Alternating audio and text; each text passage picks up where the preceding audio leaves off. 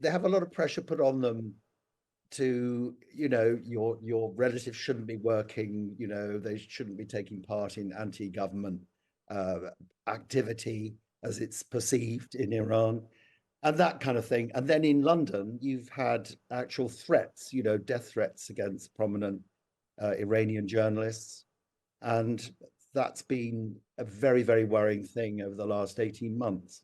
The Iran international journalist who was attacked and repeatedly stabbed outside his London home on Friday is pictured in the Sunday Times this morning smiling and making a victory sign in a selfie from his hospital bed. The paper reports that Puriya Zarati, who has previously interviewed Benjamin Netanyahu, has vowed to return to work as soon as possible.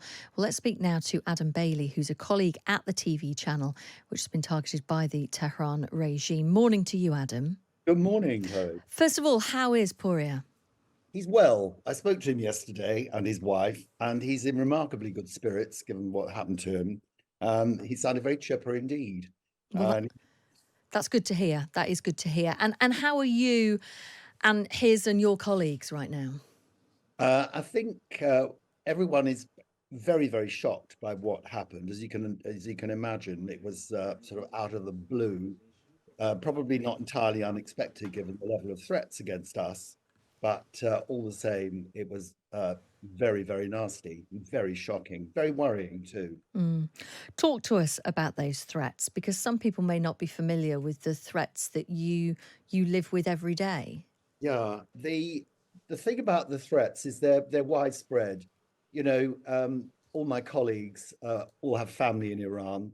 Their families are under a sort of lot of pressure from the Iranian authorities in Iran. A lot of them are called in quite frequently by the security forces to be questioned, interrogated, and their relatives here working for us and other overseas sort of Persian channels like BBC Persian, they have a lot of pressure put on them to, your relatives shouldn't be working, they shouldn't be taking part in anti-government uh, activity as it's perceived in Iran, and that kind of thing. And then in London, you've had actual threats, death threats against prominent Iranian journalists.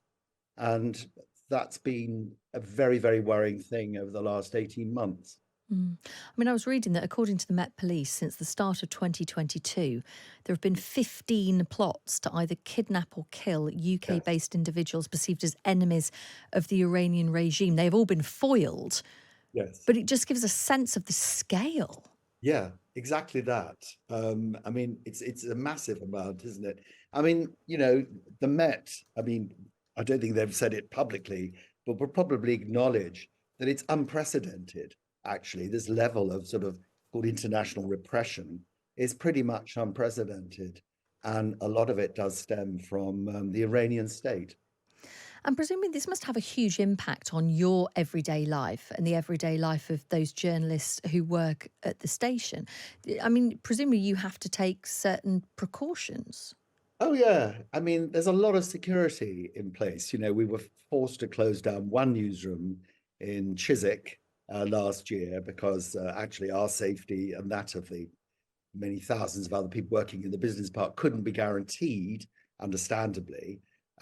So we live with under a great sort of security blanket, if you like. We have to go through a lot of procedures just to get into work and out of work. And then people receive a lot of training online and in person from our security guys, to be able to feel safe.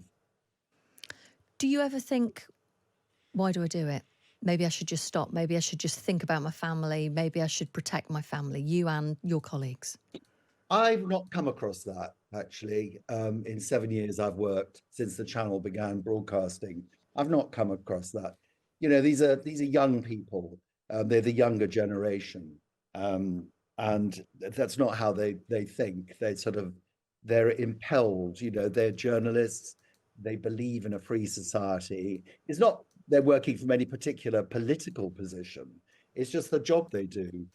They are journalists. You can't practice journalism in Iran, and so they leave. but they're still committed to doing it and to reporting news and letting Iranians have the news about themselves. Mm.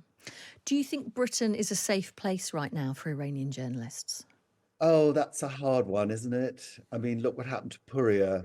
So you can't, it's difficult to say. I mean, it's a very worrying time, but we do know that the police, the Met Police, and the counterintelligence, the counterterrorism uh, people, um, do their utmost to track and control as far as they can threats against Iranians in this country. But again, that's a very difficult one to say. I mean, you've got to guess, you've got Sri and Duncan Smith on your program later. I mean, he would be able to probably speak a great deal more about that, as he takes a very close interest in this business of international repression. But it's a hard one.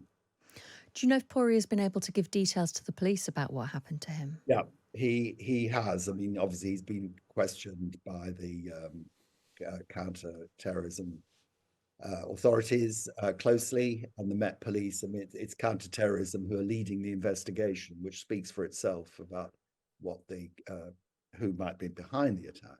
But we don't know anything about that for certain. And do you have any idea when Pori may leave hospital? Is it too soon to say? It's probably too soon. Yeah, it is too soon to say. I mean, he wants to get out, of course, as quickly as he can. Most people do from hospital for one reason or another, for food. And as I said, he really does want to get out, and he really wants to get back to work. I mean, he's very keen to get back to work and be back, leading his show again. So we wait and see. Yeah, we'll do send him our best. And thank you so much for speaking to us about what's an incredibly important issue. Thank you.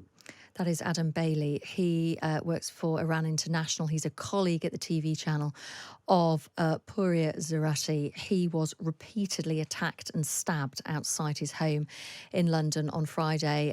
This is a threat that Iranian journalists live with day in, day out. I remember when I worked at the BBC, the number of journalists I spoke to who worked for the Persian service there, whose family, exactly as Adam said there, family live in Iran, huge amounts of pressure placed on them not to work, not to just do journalism, to tell the truth, to investigate, because that's what the Iranian regime is frightened of.